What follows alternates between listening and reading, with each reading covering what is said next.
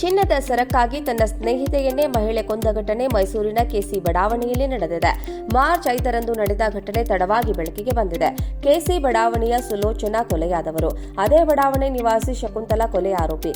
ಕೊಲೆಯಾದ ಸುಲೋಚನಾ ಪೊಲೀಸ್ ಇಲಾಖೆ ನಿವೃತ್ತ ನೌಕರ ಗಂಗಣ್ಣರ ಪತ್ನಿ.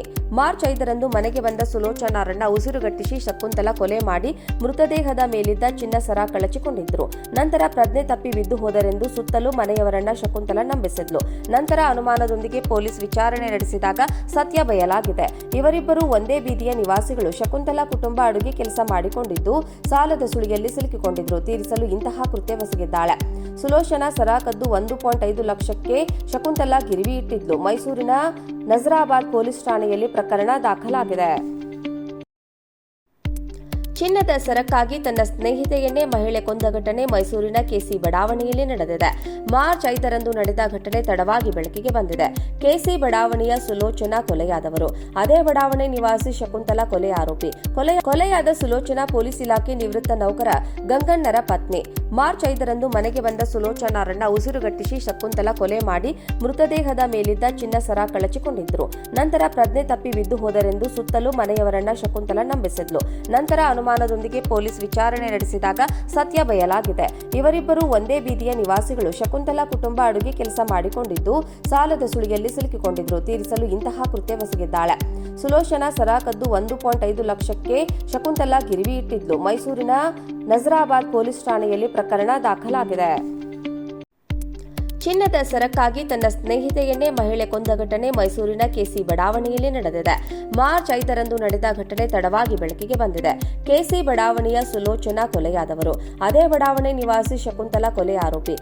ಕೊಲೆಯಾದ ಸುಲೋಚನಾ ಪೊಲೀಸ್ ಇಲಾಖೆ ನಿವೃತ್ತ ನೌಕರ ಗಂಗಣ್ಣರ ಪತ್ನಿ. ಮಾರ್ಚ್ 5ರಂದು ಮನೆಗೆ ಬಂದ ಸುಲೋಚನಾರನ್ನ ಉಸಿರುಗಟ್ಟಿಸಿ ಶಕುಂತಲಾ ಕೊಲೆ ಮಾಡಿ ಮೃತದೇಹದ ಮೇಲಿದ್ದ ಚಿನ್ನ ಸರ ಕಳಚಿಕೊಂಡಿದ್ರು. ನಂತರ ಪ್ರಜ್ಞೆ ತಪ್ಪಿ ಬಿದ್ದು ಹೋದರೆಂದು ಸುತ್ತಲೂ ಮನೆಯವರನ್ನ ಶಕುಂತಲಾ ನಂಬಿಸಿದ್ಲು. ನಂತರ ಅನುಮಾನದೊಂದಿಗೆ ಪೊಲೀಸ್ ವಿಚಾರಣೆ ನಡೆಸಿದಾಗ ಸತ್ಯ ಬಯಲಾಗಿದೆ. ಇವರಿಬ್ಬರು ಒಂದೇ ಬೀದಿಯ ನಿವಾಸಿಗಳು. ಶಕುಂತಲಾ ಕುಟುಂಬ ಅಡುಗೆ ಕೆಲಸ ಮಾಡಿಕೊಂಡಿದ್ದು ಸಾಲದ ಸುಳಿಯಲ್ಲಿ ಸಿಲುಕಿಕೊಂಡಿದ್ರು. ತೀರಿಸಲು ಇಂತಹ ಕೃತ್ಯವೆಸಗಿದ್ದಾಳೆ. ಸುಲೋಚನಾ ಸರ ಕದ್ದು 1.5 ಲಕ್ಷಕ್ಕೆ ಶಕುಂತಲಾ ಗಿರಿವಿ ಇಟ್ಟಿದ್ಲು. ಮೈಸೂರಿನ ನಜರಾಬಾದ್ ಪೊಲೀಸ್ ಠಾಣೆಯಲ್ಲಿ ಪ್ರಕರಣ ದಾಖಲಾಗಿದೆ. ಚಿನ್ನದ ಸರಕ್ಕಾಗಿ ತನ್ನ ಸ್ನೇಹಿತೆಯನ್ನೇ ಮಹಿಳೆ ಕೊಂದ ಘಟನೆ ಮೈಸೂರಿನ ಕೆಸಿ ಬಡಾವಣೆಯಲ್ಲಿ ನಡೆದಿದೆ. ಮಾರ್ಚ್ 5ರಂದು ನಡೆದ ಘಟನೆ ತಡವಾಗಿ ಬೆಳಕಿಗೆ ಬಂದಿದೆ. ಕೆಸಿ ಬಡಾವಣೆಯ ಸುಲೋಚನಾ ಕೊಲೆಯಾದವರು. ಅದೇ ಬಡಾವಣೆ ನಿವಾಸಿ ಶಕುಂತಲಾ ಕೊಲೆ ಆರೋಪಿ. ಕೊಲೆಯಾದ ಸುಲೋಚನಾ ಪೊಲೀಸ್ ಇಲಾಖೆ ನಿವೃತ್ತ ನೌಕರ ಗಂಗಣ್ಣರ ಪತ್ನಿ.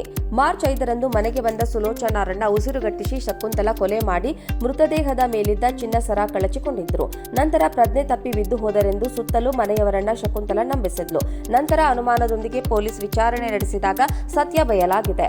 ಇವರಿಬ್ಬರು ಒಂದೇ ಬೀದಿಯ ನಿವಾಸಿಗಳು. ಶಕುಂತಲಾ ಕುಟುಂಬ ಅಡುಗೆ ಕೆಲಸ ಮಾಡಿಕೊಂಡಿದ್ದು ಸಾಲದ ಸುಳಿಯಲ್ಲಿ ಸಿಲುಕಿಕೊಂಡಿದ್ರು. ತೀರಿಸಲು ಇಂತಹ ಕೃತ್ಯವೆಸಗಿದ್ದಾಳೆ. ಸುಲೋಚನಾ ಸರ ಕದ್ದು 1.5 ಲಕ್ಷಕ್ಕೆ ಶಕುಂತಲಾ ಗಿರಿವಿ ಇಟ್ಟಿದ್ಲು. ಮೈಸೂರಿನ ನಜರಾಬಾದ್ ಪೊಲೀಸ್ ಠಾಣೆಯಲ್ಲಿ ಪ್ರಕರಣ ದಾಖಲಾಗಿದೆ.